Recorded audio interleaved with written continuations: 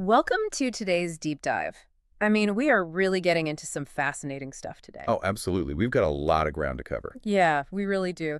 For you listening right now, just to give you a sense of our mission today, we are going through a massive stack of sources. I mean, a vast array of books, frameworks, expert guides. Everything from, resilient business building to human psychology. Right. And even the intricate science of storytelling and capturing attention, because the mission for this deep dive is to basically shortcut your path. We want to help you become a more effective thinker, builder, and communicator in an age of, well, total distraction. Which is harder than ever, right? Oh, totally. And to kick this off, there's this concept from the book Made to Stick that really grabbed me. It's called the curse of knowledge. Ah, yes, the tap test. Exactly, the tap test. So imagine you ask a friend to sit at a table and tap out the rhythm to Happy Birthday with their knuckles, just knocking on the woods. And before they start, you ask them to guess the odds that you'll be able to name the song. Right, and most people assume you've got, like, a 50% chance of getting it. Exactly, 50%. But the reality, only 1 in 40 people actually guess it right. 1 in 40. Okay, let's unpack this. It's such a crazy disconnect. It really is.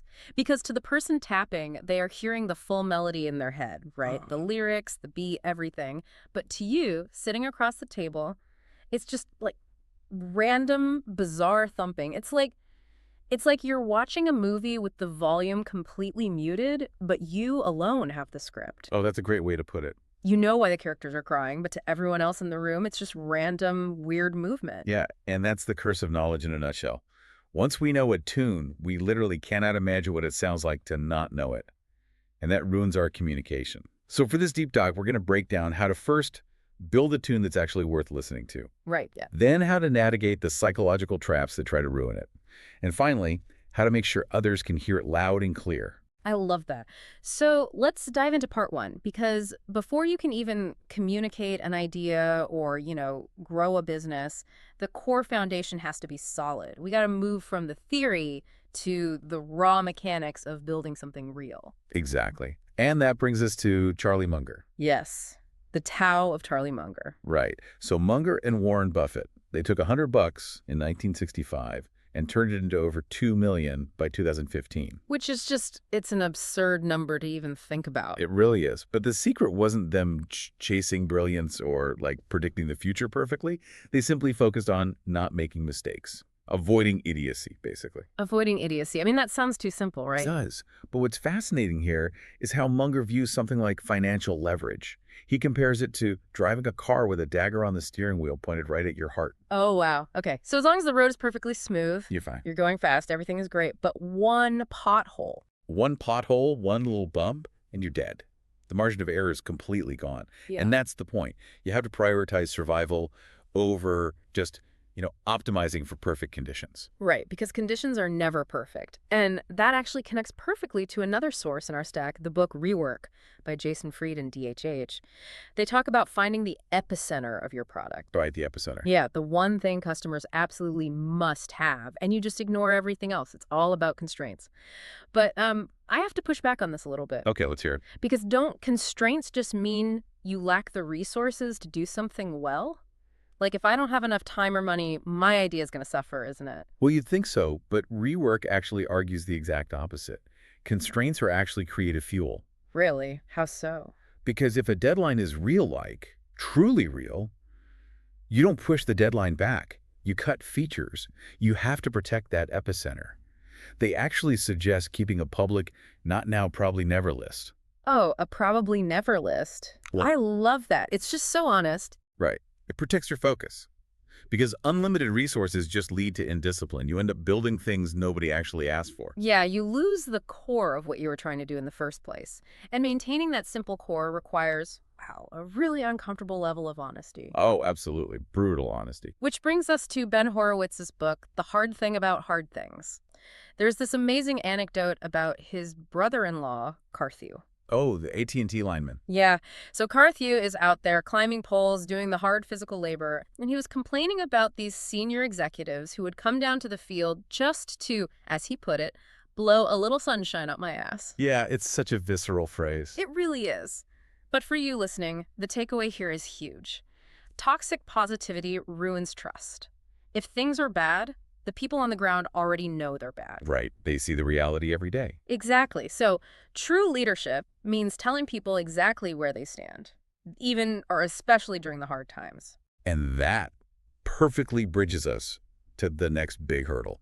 Because you can have a perfectly built business, a solid epicenter, brutal honesty. All the foundational stuff. Yeah. But it will still fail if you ignore the messy reality of human nature.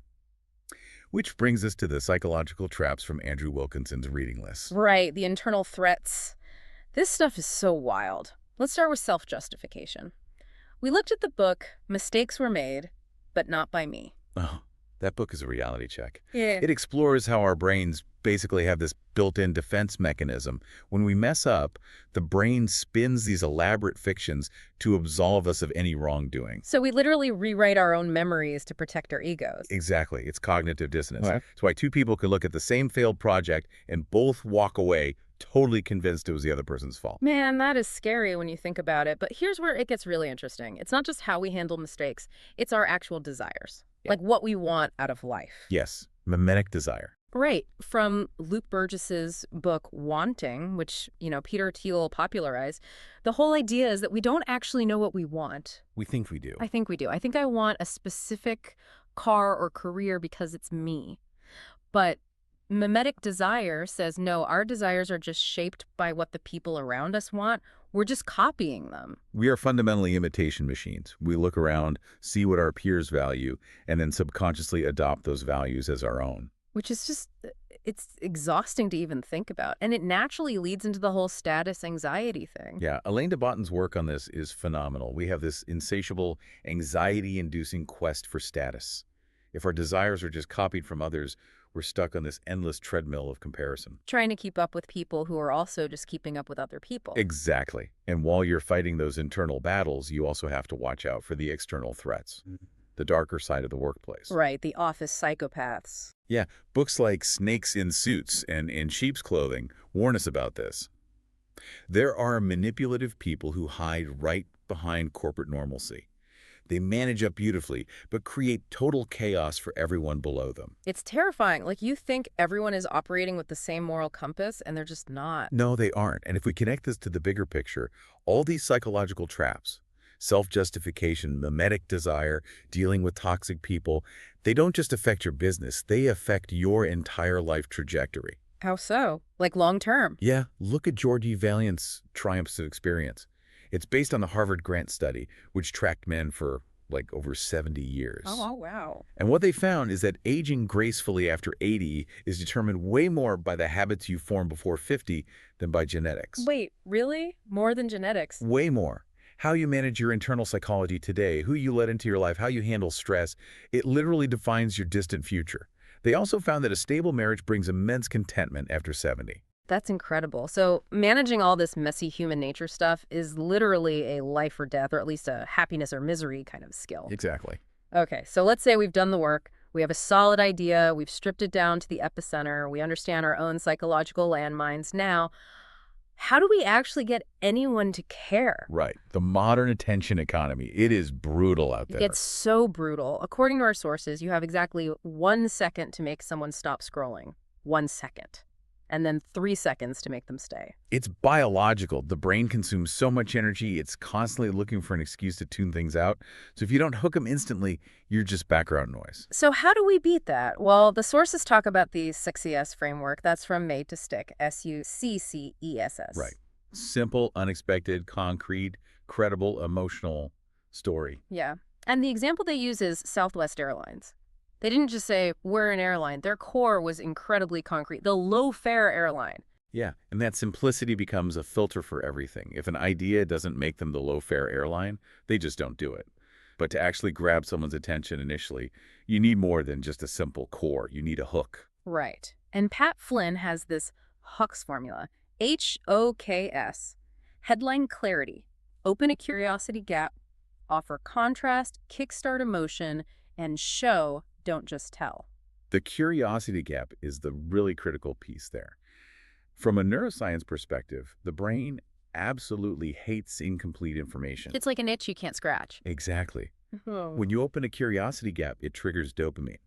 And we usually think of dopamine as pleasure, but it's really the pay attention chemical. It compels you to seek out the missing information. Which explains that visceral example we found in the sources, the fishing video. Oh yeah, that is a perfect example. Right. So if you're making a video about a new fishing lure, you'd think you should just say, "Hi, I'm so-and-so, here's my lure." And you've lost them in 1 second. Exactly.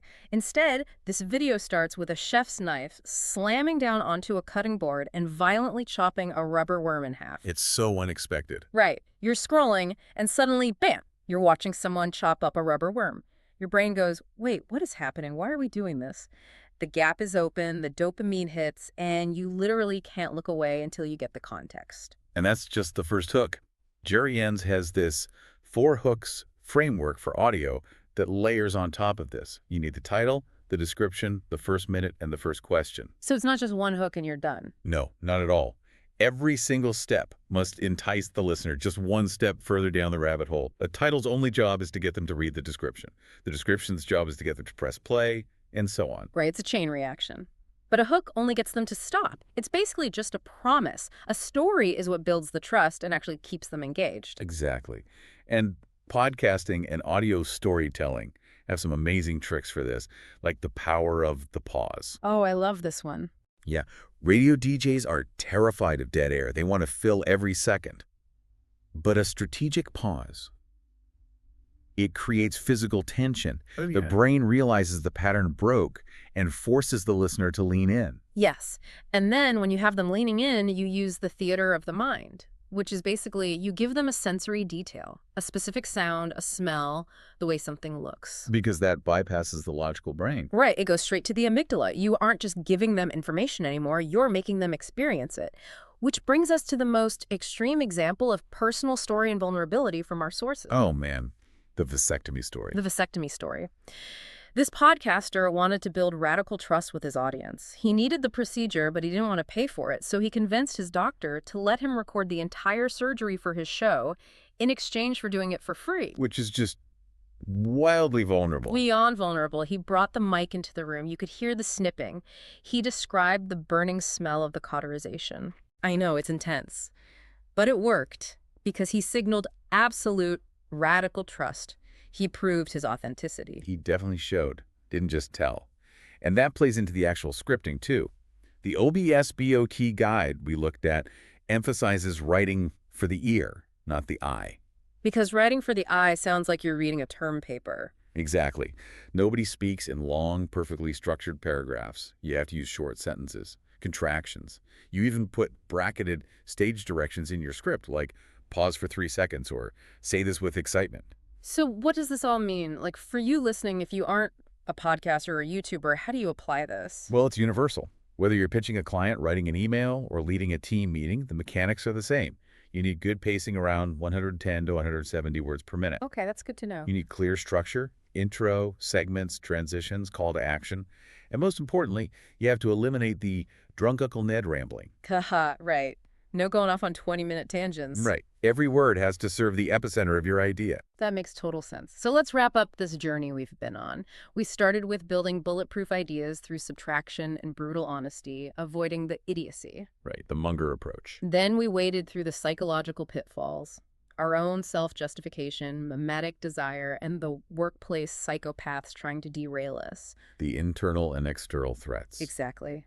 And finally, we decoded the neurochemistry of attention, opening curiosity gaps, triggering dopamine, and telling sensory stories that actually stick. Because for you, the listener, in a world of endless noise, the person who can simplify their message, respect their audience's time, and tell a vivid story, that is the person who holds all the power. It really is a superpower today. It is, but Yeah. this raises an important question. Something to really chew on after you've finished listening. Ooh, okay. Lay it on us. We talked about mimetic desire, the idea that our fundamental desires are just copied from the people around us. Right. We don't know what we want. Exactly. And we also talked about how our attention is so easily hijacked by engineered curiosity gaps and dopamine triggers. Like the chopped up worm. Like the worm. So if our desires are borrowed and our attention is so easily manipulated, are any of our thoughts and goals truly our own?